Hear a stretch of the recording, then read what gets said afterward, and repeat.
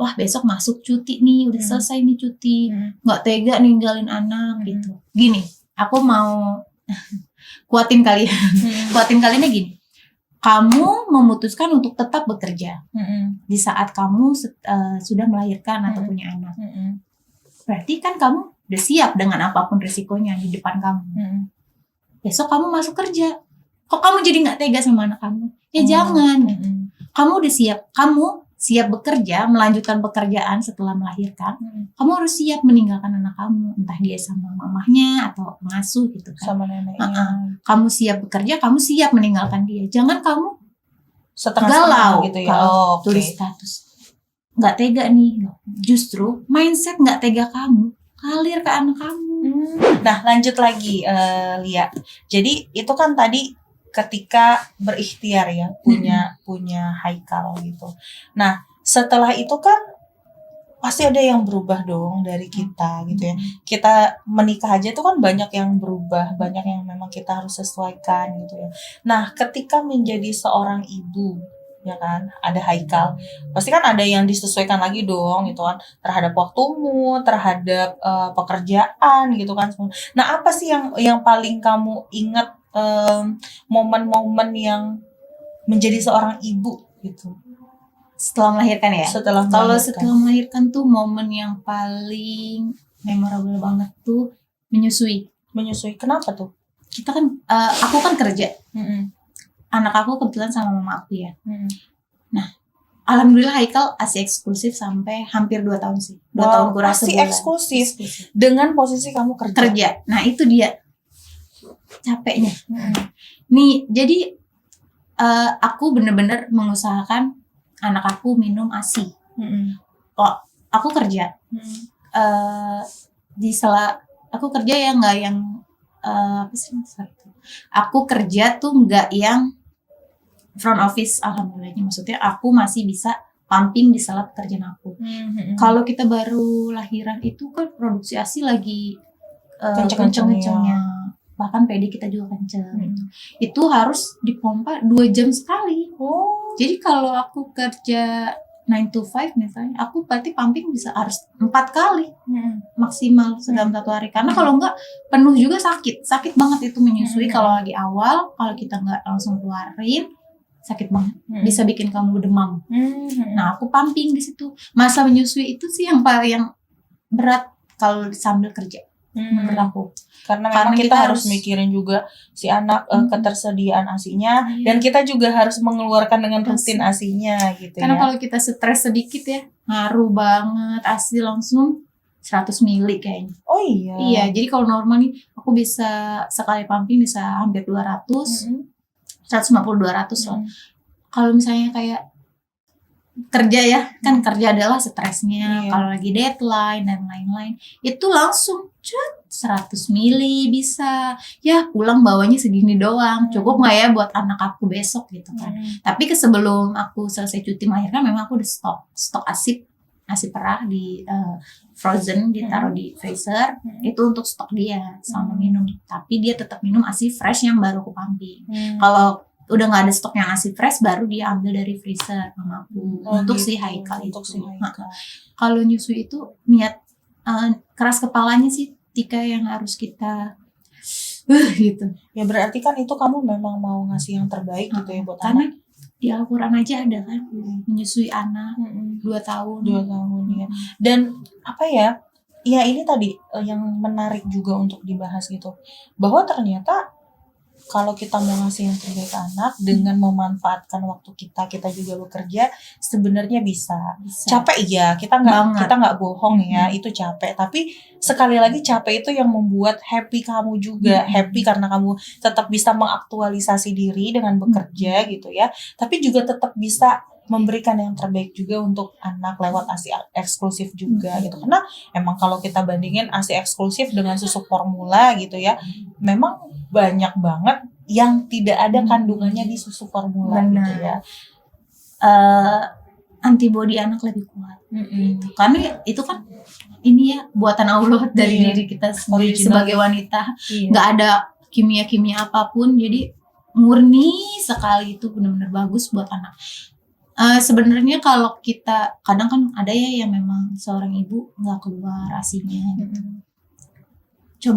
Coba dulu usaha diapain, minum vitamin, kita makan sayuran hijau, kita bahkan aku minum jus terbangun tuh bagus. Agak-agak pahit kita makan, kita minum, kita coba dulu sampai benar-benar semaksimal mungkin. Kalau memang qadarullahnya nggak keluar ya baru kita coba kasih susu formula. Tapi kalau misalnya kita masih coba bisa usahakan nih dengan minum apapun, yang ASI booster itu kan banyak ya sekarang. Makanan yang bergizi itu, makanan sayuran hijau kita udah coba, alhamdulillah ada. Please lanjutin sampai 6 bulan pertama. Itu benar-benar penting banget buat anak, pertumbuhan anak. Terus daya tahan tubuh anak itu jadi lebih kuat. Itu di 6 bulan pertama. Silakan banget kasih ASI eksklusif untuk anak. Berarti intinya yang saya dapat nih ya, yang aku dapat dari kamu tadi, intinya never ending untuk belajar ya. Belajar jadi ibu belajar. Karena kita nggak pernah dapat nggak sih di kuliah, nggak ada kayaknya. Ada pelajaran menyusui ya. Iya nggak ada. Gitu. Pumping. Ini gimana alat pumpingnya gitu. Ada. Kita belajar sendiri sih. Iya, kayak misalnya deh anak sakit aja gitu ya. Anak sakit, kalau kita nggak belajar gimana cara nanganinnya ya, itu juga kan perlu kita pelajarin juga. Yang kita juga nggak tahu gimana awalnya, gitu kan. Nah itu momen-momen yang nggak terlupakan. Gitu setelah melahirkan sampai 2 tahun lagi. Sampai 2 tahun lagi ya. Dan itu tetap dengan posisi bekerja. Nah, aku penasaran nih, lihat.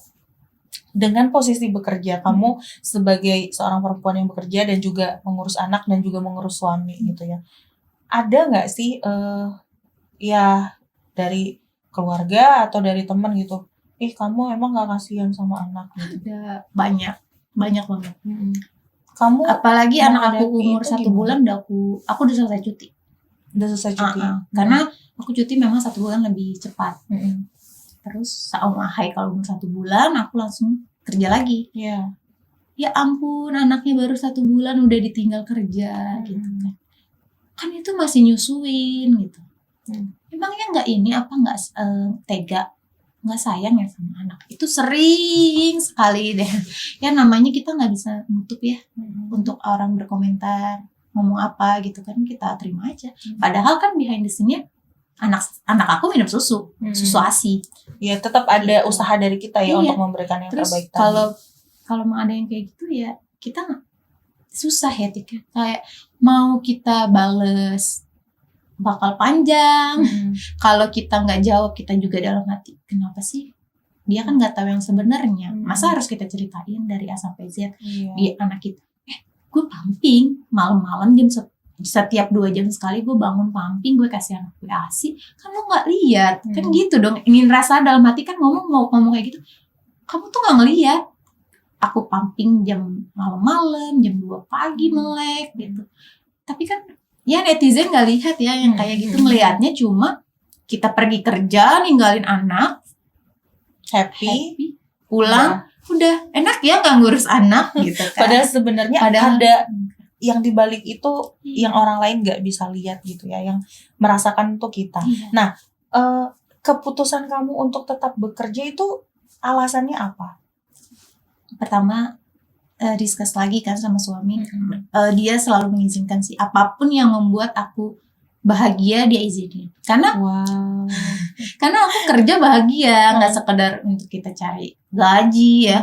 Kerja itu kan aktualisasi diri. Mengaktualisasikan diri kita, belajar. Kita soalnya adalah kita manusia. Jangan sampai kita berhenti belajar.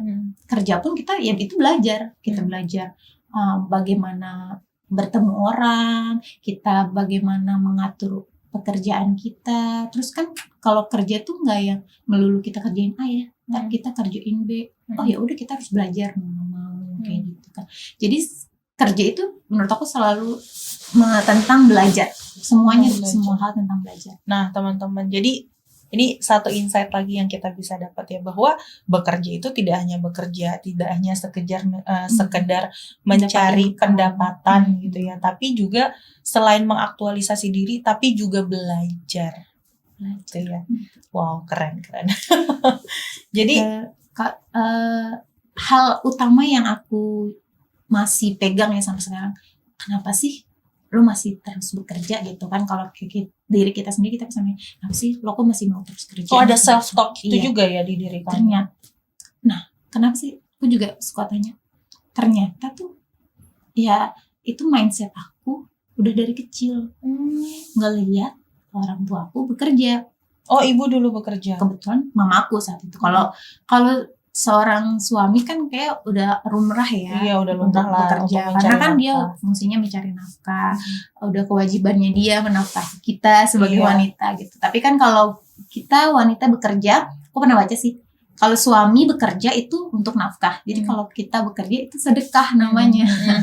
Gitu. Iya. Terus jadi flashback ke masa kecil aku, pada saat aku umur 10 tahun, orang tua aku divorce. Oh. Gitu. Di situ aku punya adik umur 6 tahun. Jadi aku 10 tahun itu umur 4 SD. Kelas 4 SD. Di situ orang tua aku udah pisah gitu. Pada saat itu mamaku tidak bekerja. Tidak bekerja apa? Enggak, jadi bekerja di luar rumah ya. Tapi dia di rumah kebetulan jualan sayur. Dulu tuh mamaku tuh jualan sayur. Terus mama papaku yang berantem hebat ya. Sampai akhirnya memutuskan pisah. Aku umur 10 tahun aku pindah ke Jakarta, ke rumah nenek aku tinggalnya. Di situ posisi mamaku tidak sedang punya pekerjaan. Sedangkan dia harus membawa 2 anaknya, aku dan adik aku. Akhirnya dia cari kerja. Itu kan 10 tahun ya, anak sedewasa apa sih mikir saat itu ya. Ngelihat, oh mama pergi dulu ya cari kerja gitu. Cari uang, kalau dia bilangnya, mama pergi dulu ya cari uang. Dia cari uang tuh.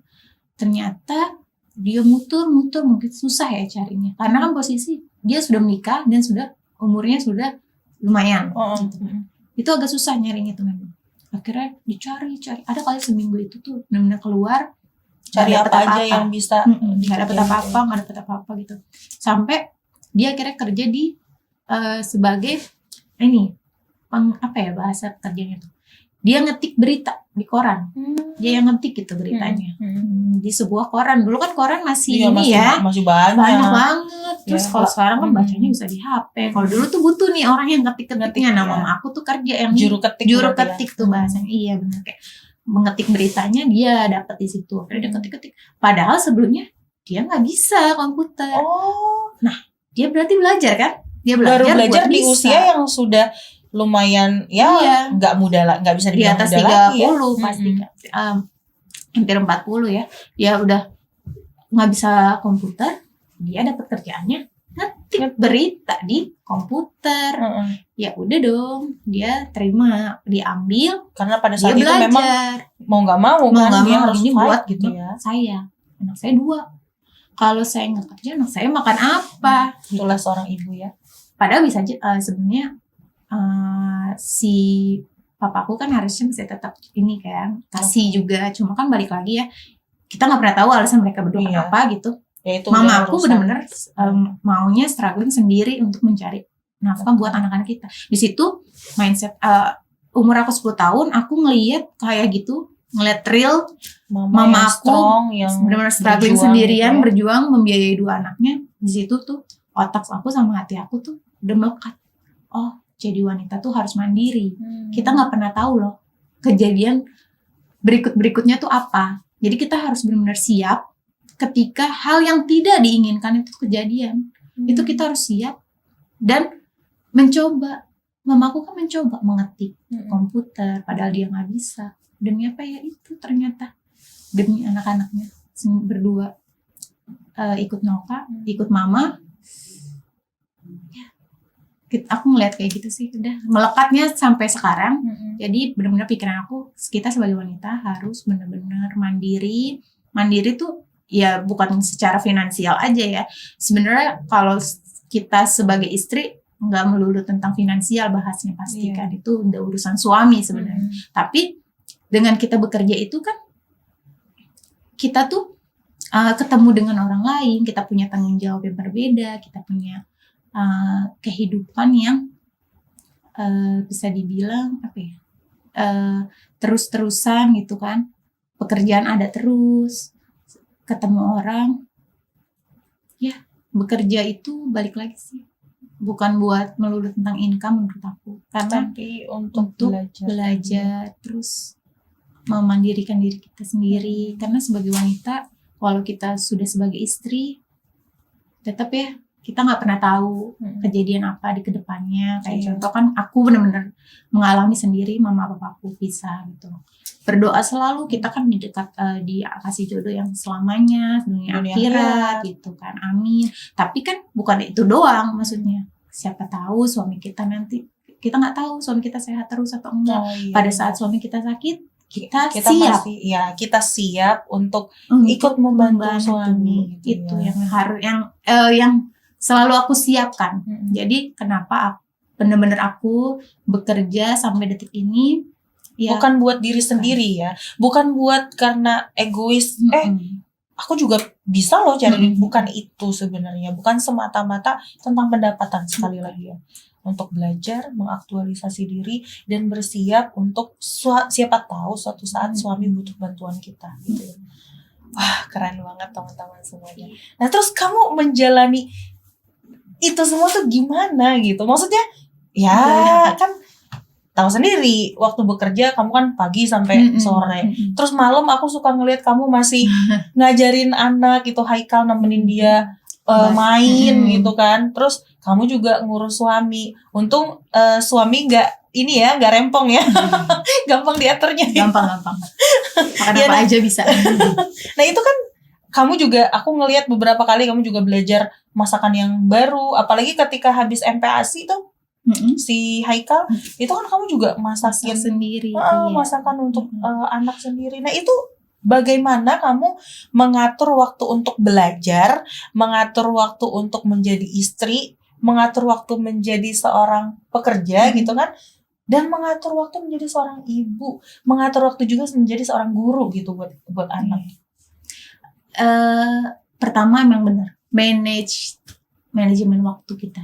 Itu bagaimana kita mengatur waktu yang cuma 24 jam nih sehari, kita tapi punya berapa macam profesi dalam satu waktu. Istri, ibu, bekerja. Terus waktu cuma 24 jam. Oke, bangun pagi nih. Kalau ini rutinitas aja.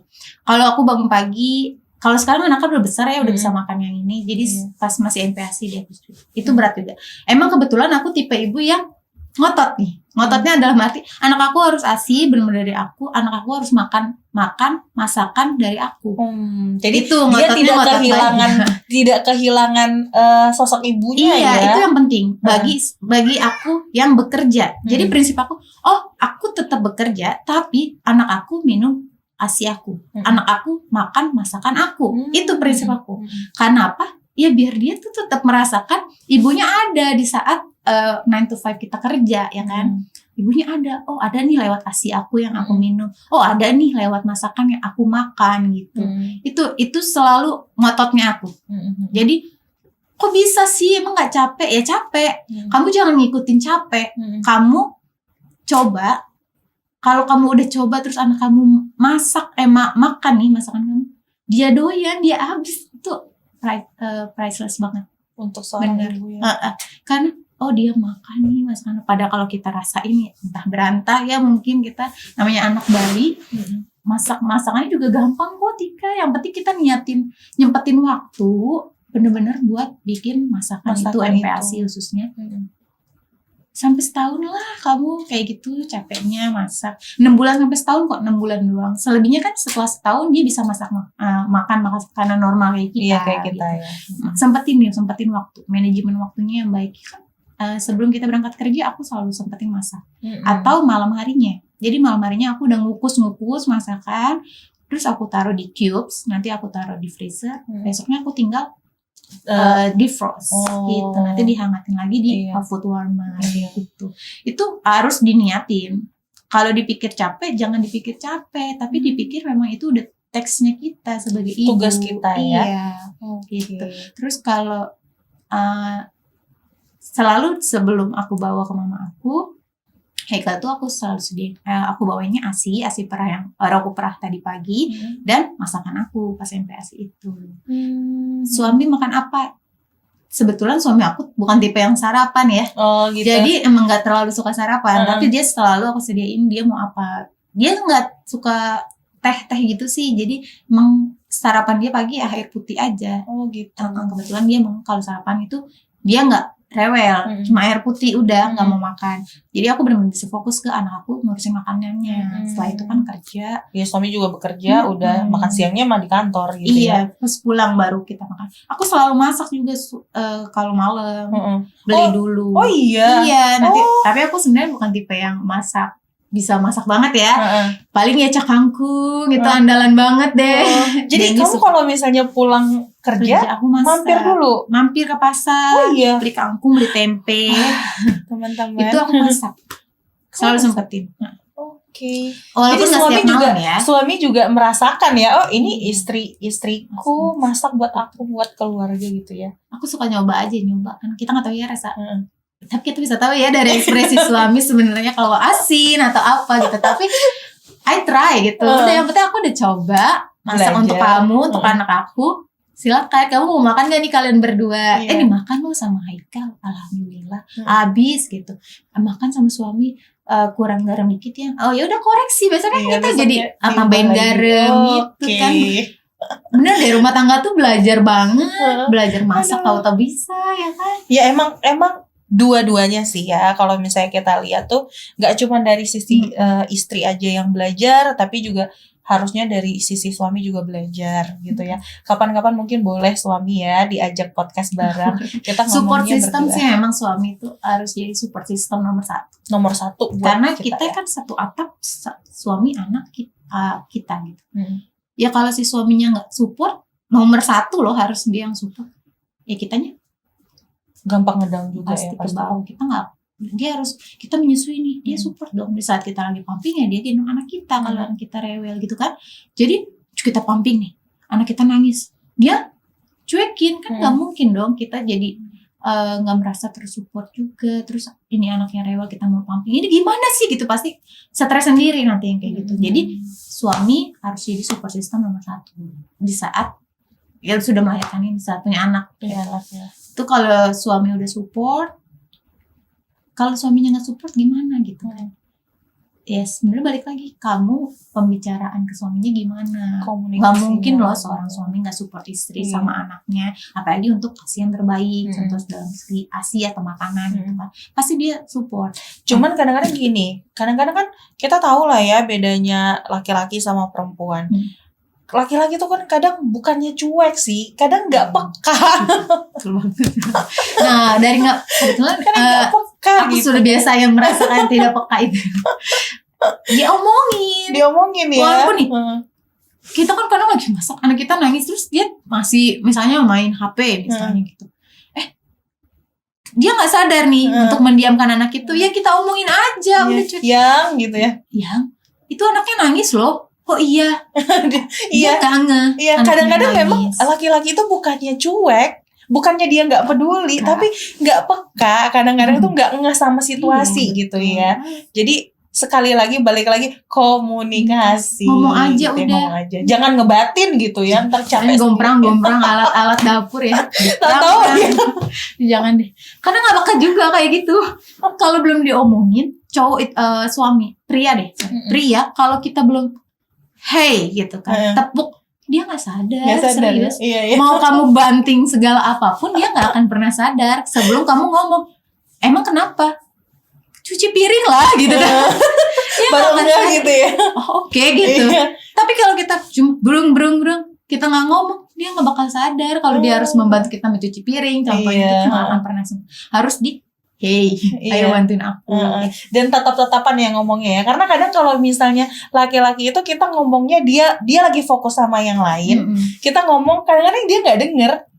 Dan kita yang perempuan ngerasa kok dicuekin sih, padahal dia nggak dengar sebenarnya. Serius ya, bener banget. Aduh. Ya jadi balik lagi ya komunikasi. Betul. Karena komunikasi itu ya nggak cuman buat public speaking sebenarnya. Komunikasi itu untuk hal-hal yang seperti ini, menjalin sebuah hubungan, membuat hubungan itu bisa langgeng, membuat dan menghilangkan rasa curiga gitu ya, atau kita harus mengerti pasangan kita. Tapi kan kita juga butuh dimengerti. Tapi kalau misalnya kita nggak ngasih tahu bagaimana bahasa dan cara suami kita mengerti kita, kan suaminya juga bingung. Apalagi kalau suami udah dengar kata terserah dari perempuan, ya kan. Itu adalah kata magic. Jangan sampai seorang pria dengar kata terserah dari wanita ya. Maknanya Itu banyak udah ya. Kayak titik capeknya seterah udah. Terus masuk kamar diem aja seharian ya. Gitu, jangan deh. Itu horor. Horor ya. Oke, jadi Erlia sendiri berarti memang membagi manajemen waktunya ya, manajemen waktunya. Niat dan manajemen waktu yang baik bakal bikin kamu ya teratur lah yang pasti. Oh, jam segini aku harus masak ini. Kalau kamu udah meniatkan itu, terus mengatur waktu kamu dari pagi sampai malam, ini A B C sampai Z, teratur daily kamu lakuin, itu nggak capek. Kamu jalaninnya ya udah biasa banget. Apalagi kalau kamu jalannya emang happy, karena itu keputusan kamu yang tadi di awal ya kita bilang ya, keputusan bersama, keputusan kamu udah tahu konsekuensinya apa gitu ya. Ngejalaninnya happy ya, capek badan iya, tapi kan happy-nya itu yang membantu kita tetap bisa tetap bertahan, ya kan? Bisa tetap memberikan yang terbaik gitu ya. Keren deh. Ya Allah, teman-teman, kita dapat inspirasi yang luar biasa nih dari temanku yang satu ini. Kita sebenarnya kalau mau lanjut bicara masih banyak. Salah satunya yang bikin aku kaget lagi apa coba? Bisa dibilang ya, aku tuh nggak pernah absen kalau ngeliatin story-storynya dia. Apalagi kalau dia storyin tentang anaknya, lagi ngajarin anaknya belajar, lagi nemenin anaknya main. Karena aku ngeliat kamu sering banget bikin kayak permainan edukatif gitu sama Haikal. Mungkin kapan-kapan kalau aku undang lagi ke sini, boleh dong dicontohin gitu ya. Biar jadi inspirasi untuk mamah-mamah muda di luar sana. Mama gitu muda kan. Emang harus ini nih, banyak Harus belajar. Iya, kreatif juga ya. Kreatif ngajarin anak gitu ya. Dan aku senang banget, apalagi yang kayak kemarin kamu percobaan beras, terus apa? telur ya ampun. Floating egg. Iya, itu aku nggak pernah skip sih. Jadi kapan-kapan nanti aku undang lagi ke sini. Nanti kita coba bikin science experiment. Iya, betul sekali. For kids. Jadi kita sebagai perempuan, sebagai ibu harus tetap belajar juga. Itu kunci juga buat buat aku, buat kita wanita yang bekerja, main kayak gitu kunci untuk komunikasi intens sama anak. Untuk tetap meluangkan waktu untuk anak. Jadi jangan dibilang kapan waktu mainnya sama anak loh. Justru aku pikir aku lebih akan punya quality time yang baik dengan anak aku, karena aku udah bekerja dari pagi sampai sore. Oh, malam itu waktu untuk anak aku. Oh, weekend waktu untuk anak aku. Ngapain ya gitu kan? Jangan dikasih mainan yang beli-beli terus gitu. Ayo kita bikin di rumah, ada beras, di rumah ada pewarna makanan, kita bikin rainbow rice. Itu seneng banget anak aku ngeliat Haikal tuh sampai ketawa-ketawa. Mau tangannya merah-merah, it's okay. Nah ini satu lagi. Aduh, jadi lanjut nih ya.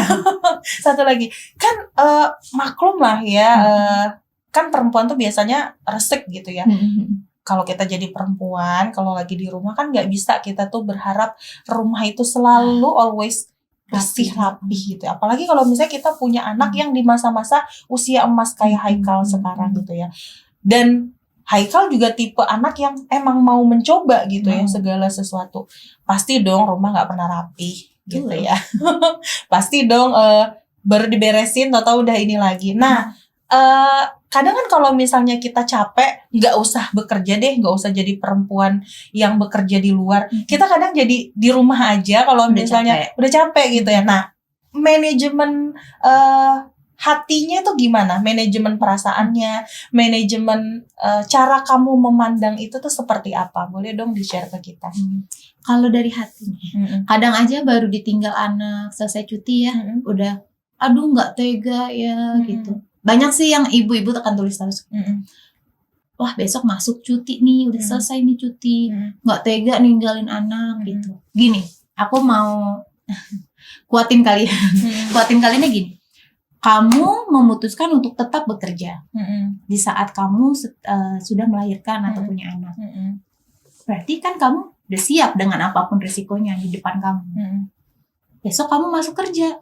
Kok kamu jadi nggak tega sama anak kamu? Ya jangan. kamu udah siap, kamu siap bekerja, melanjutkan pekerjaan setelah melahirkan, kamu harus siap meninggalkan anak kamu, entah dia sama mamahnya atau pengasuh gitu kan. Sama neneknya. Kamu siap bekerja, kamu siap meninggalkan dia. Jangan kamu Setengah-setengah galau gitu ya. kalau Oke. tulis status. Nggak tega nih. Justru mindset nggak tega kamu ngalir ke anak kamu. Jadi aku nggak tega nih ninggalin Haikal. Anak aku ngerasain nanti, oh mama aku lagi galau nih gitu. Dilema besok mau masuk dia kayaknya sedih gitu. Anak itu ngerasain Tika. Jadi pikiran kita, mindset kita, hati kita kuatin. Oh aku kuat ninggalin dia. Atau ninggalin sebentar. Terus toh kita masih pumping buat nyusuin dia gitu kan. Jadi jangan yang apa ya bahasnya, jangan yang justru kita malah dikeluhkan gitu. Karena anak kita kan tahu, dia tahu banget kita lagi strong atau lagi lemah itu dia tahu. Jadi please kalau memang kamu melanjutkan bekerja, karena kan bekerja banyak alasan tertentu ya bagi setiap orang. Ada yang memang ekonomi banget gitu kan. Kamu siap bekerja, kamu siap dengan resiko itu, please jangan lemah di depan anak khususnya, karena anak kamu ngerasain. Jadi kamu harus benar-benar kuat, hati kamu kuat meninggalkan dia, jalani happy, bahagia, udah. Berarti apapun yang terjadi di kantor jangan dibawa di rumah. Betul. Apapun yang terjadi di rumah jangan dibawa di kantor gitu ya. Dan kalau misalnya di rumah lagi ngelihat berantakan kayak gitu, it's okay, dihadapi dengan bahagia aja. Bahagia iya aja. ini udah konsekuensi capek banget pulang kerja. Iya. Terus ngeliat anak berantakin, gitu kan, rasanya kayak rambut mau jadi singa ya. Tapi ya itu, ini waktu kita pas malam hari sama anak, biarin dia mau sumpah serius. Percuma diberesin nanti berantakan lagi, jadi udah biarin aja dia dulu. Sampai dia tidur baru aku pasti beresin. Gitu. Dia mau main apapun, ayo. Anak tuh ngerti kok kalau orang tuanya memang bekerja, dikasih pengertian. Haikal dia kerja ya. Dia paham. Dia jadi tahu. kamu selalu pamit ya dari dia di dalam perut masih bergaris 2, aku udah ngomong di perut aku sama perut aku. Haikal, kamu udah dulu nggak ada nama sorry. Dede, ini ada kamu di dalam. Posisi aku kerja ya. Tes PK aja aku di kantor. Saking aku di kerja ya. Kamu kuat ya. Aku ajak kerja. Tapi kalau kamu nggak ngizinin nggak apa-apa. Tapi kalau kamu emang boleh dianya kerja, izinin ya, kuat bareng-bareng. Kita berjuang bareng-bareng sampai lahiran. Dari garis 2 aku udah ngomong kayak gitu lagi. Dari kamu ada di dalam perut nih, benar-benar sugesti aja yang positif ke anak kamu. Jangan malah dilemah-lemahin gitu.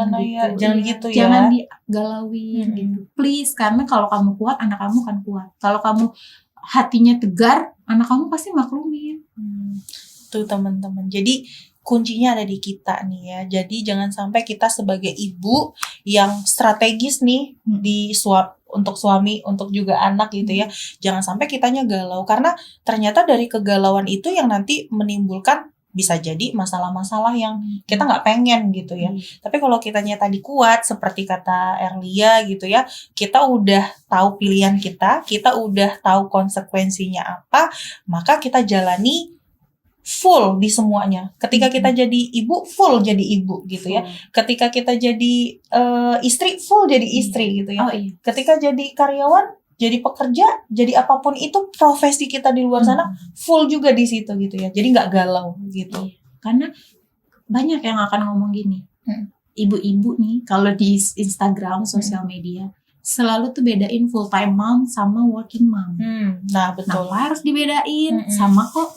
Menurut aku ya, aduh jujur aku sedih kalau ada yang ngomong kayak gitu. Kenapa? Semua tuh ibu, mau dia ibu di rumah atau ibu bekerja, itu tuh semua ibu yang ngelahirin anak, sama-sama yang nyusuin, sama-sama yang merawat gitu kan. Kenapa harus ada full time mom sama working mom? Itu sebenarnya kan itu kan predikat kata gitu. Ya oke, itu predikat, tapi kenapa kalian harus membedakan setiap ibu gitu? Padahal semuanya itu sama ibu yang di rumah dia kerja dari pagi juga sampai malam, ngasuh anaknya, menjaga anaknya, masak, bebenah rumah dan lain-lain, itu kan kerja. Betul. Ibu yang working mom, yang katanya working mom ini cuma bisanya kerja, dia juga ngasuh anaknya, dia juga menyusui anaknya, dia juga memberi makan anaknya, dia menemani tumbuh kembang anaknya gitu kan. Jadi sama, benar-benar nggak ada beda. Yang membedakan bukan tipe si working mom, si full time mom, tapi ya kayak cuma predik apa ya? Kalau mau kerja justru nambah satu job. Bekerja di luar. Ini dalam arti konteks bekerja di luar ya, karena ada yang bekerja di dalam kan. Berjualan itu kan bisa di rumah tuh sekarang. Itu juga bekerja loh, tapi dari dalam rumah. Kebetulan aku yang kerja di luar rumah. Nah, itu aja. Yang ngebedain cuma bekerja di luar rumahnya.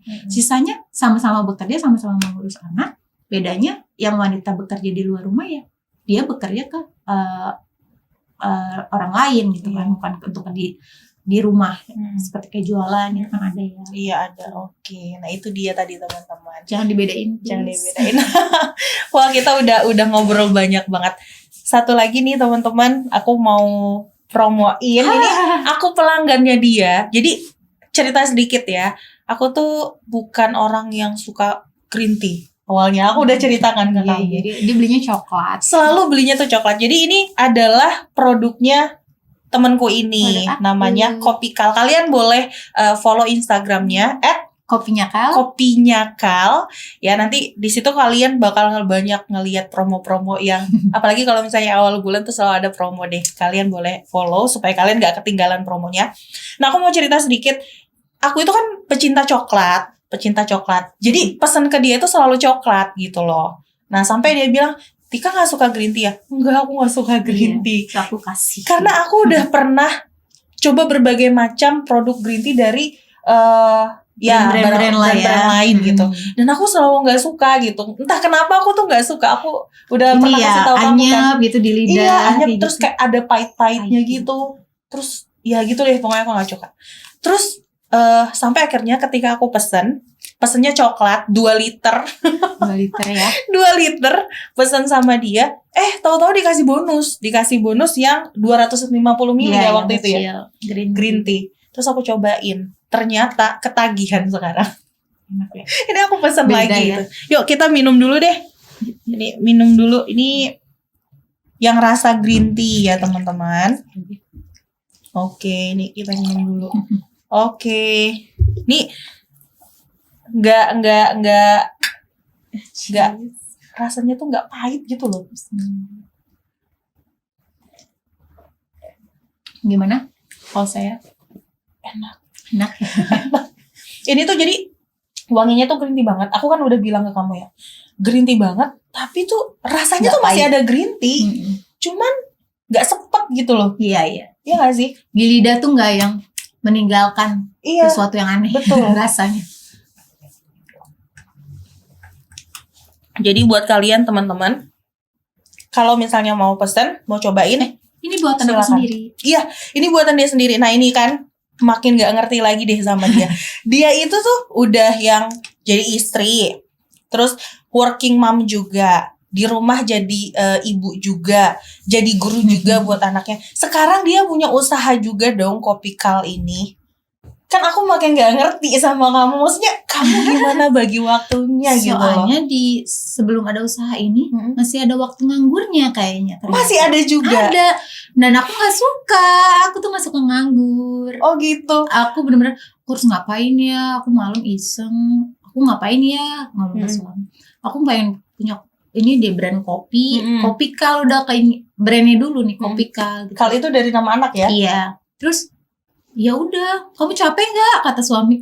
Enggak. Awas ya kalau nanti capek. Enggak, beneran deh. Itu bener-bener aku sendiri yang buat. Karena ya aku mau memanfaatkan waktu aku produktif. Aku nggak mau nganggur. Teman-teman ya, ini salah satu inspirasiku juga. Jadi benar-benar memanfaatkan waktu yang ada untuk berkarya gitu loh. Berkarya jadi ibu, pengusaha, pekerja juga, dan aku juga dengar dia katanya mau lanjut sekolah lagi. Sekarang juga lagi ini ya, lagi sering ikut-ikut kayak pelatihan gitu ya. Karena kalau pandemi kan kita jadi online ya. Online ya. Aku lagi lanjut. Kita lagi ada yang ujian. Kita doain ya semoga ujiannya amin. Lancar, lulus. Pokoknya kita manfaatin waktu deh sebaik-baiknya. Bisa kok, pasti bisa. Serius. Yang penting kita niat, memang kita niat tidak meninggalkan kewajiban kita sebagai istri, sebagai istri, sebagai ibu. Dan kalau kalian mau jalanin usaha sampingan, dua kewajiban ini jangan sampai ditinggalin. Nah, betul banget teman-teman. Setuju. Yang penting kita tidak meninggalkan kewajiban kita sebagai seorang istri dan sebagai seorang ibu. Karena dua itu adalah predikat kita pasti sebagai wanita. Dua setuju ibu. banget. Setuju. Sisanya aku nambah satu kan sebagai pekerja. Iya. Nah, jadi nambah satu lagi pengusaha. Amin. Ini masih kecil, online doang sih. Tapi ya kan orderannya mantap, Bo. Ini online karena ya itu saking gak mau gabut ya. Bahasanya apa gabut ya. Produktif. Biar kita produktif. Iya, betul. Jadi jualan itu enak. Jadi kayak yang beli memang masih circle teman kan. Kita jadi tetap keep in touch sama teman ya kan. Jadi kita benar-benar masih komunikasi. Kadang kan orang di sosial media ya lihat status ya udah lihat aja, nggak ada greeting, nggak ada apa say hi kayak gitu kan. Iya bener loh. Please lah udah kita nggak bisa tatap muka karena pandemi. Ayolah say hi-nya di sosial media tuh jangan sekedar cuma lihat Instastory atau like ya komen lah, iya, komen, apa DM kayak gitu ya. Apa kabar lah gitu kan. Terus kalau jualan kan jadi keep in touch-nya ya dia beli dagangan aku. Jadi tetap setiap hari tuh ada aja komunikasi sama temen yang pembeli juga. Iya. Oke, teman-teman silakan coba kopinya. Selain kopi juga ada makaroni sama basreng. Dan recommended banget dua-duanya. Kalian kalau mau komen silakan komen, kalian follow dan kalian bisa kasih masukan juga ke dia ya kan. Nanti kalau yang jadi subscribernya Muslimah Times aku kasih diskon. Jadi pakai apa nih? Jadi kalau hubungin kalau mau order tunjukin kalian subscribe Muslimah Times. Nanti aku kasih special discount. Nanti aku buat promonya ya. Oke, kalau begitu teman-teman puas hari ini ngobrol sama Erlia. Nanti kapan-kapan aku akan undang lagi ngomongin khusus tentang yang tadi aku bilang aku tertarik banget tuh. Iya, gimana kita tuh menjadi seorang ibu yang kreatif untuk memberikan edukasi game tapi edukatif gitu. Bikin sendiri juga. Jadi waktu quality time sama anak tuh benar-benar ada interaksi gitu antara karena nggak perlu kita harus beli kok. Memanfaatkan yang ada di rumah. Betul sekali. Pakai tisu, pakai apa juga bisa, semua bisa. Siap. Kalau gitu kita tunggu di next pertemuan berikutnya. Nah, teman-teman semua, sekian dulu pembicaraan kita hari ini, ngobrol-ngobrol kita di podcast Berbagi Inspirasi dan Cerita kali ini. Dan mungkin teman-teman juga udah ngelihat ya tadi kita berbicara tentang bagaimana sebelum menikah gitu ya, komunikasi dan membangun komitmen dengan pasangan. Setelah menikah menjalani itu semua sesuai dengan apa yang sudah kita komitmenkan gitu ya. Dan menjadi seorang perempuan itu bukan hanya sekedar menjadi istri, menjadi ibu, tapi lebih dari itu. Ada pilihan-pilihan yang memang kita pilih dalam hidup kita. Kita mau menjadi seorang perempuan yang ya full di rumah, ya itu pilihan. Tapi ketika kita mau mengambil peran sebagai working mom, itu juga pilihan. Yang pasti ketika kita menjalankan itu semua, kita tidak meninggalkan tugas kita menjadi seorang istri dan tugas kita menjadi seorang ibu. Karena menjadi istri dan ibu harus full, ya. Bagaimanapun caranya kalian menjalani itu. Gitu. Nah, teman-teman semuanya, kita pamit undur diri. Jangan lupa untuk like, comment, share video ini supaya makin banyak lagi teman-teman kita yang mengambil inspirasi dan insight dari pembicaraan kita. Dan jangan lupa untuk subscribe, nyalakan lonceng notifikasinya supaya kalian tidak ketinggalan video-video lainnya. Kalau begitu, saya Atika. Saya Erlia. Kita berdua pamit undur diri. Assalamualaikum warahmatullahi wabarakatuh.